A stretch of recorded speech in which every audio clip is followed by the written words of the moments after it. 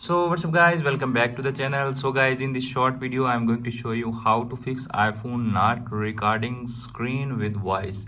Lot of iPhone user asking that question and they are facing when they try to record their iPhone screen, their iPhone not recording with voice. So in this video I will show you how you can fix that issue.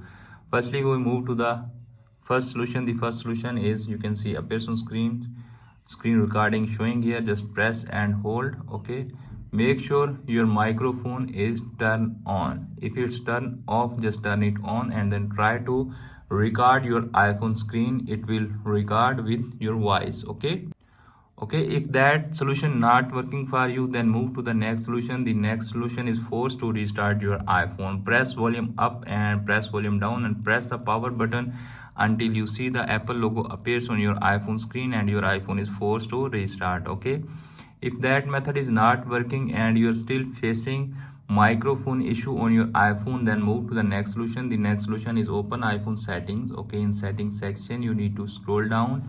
Okay, scroll down again and find here a option screen time. You can see appears on screen time here.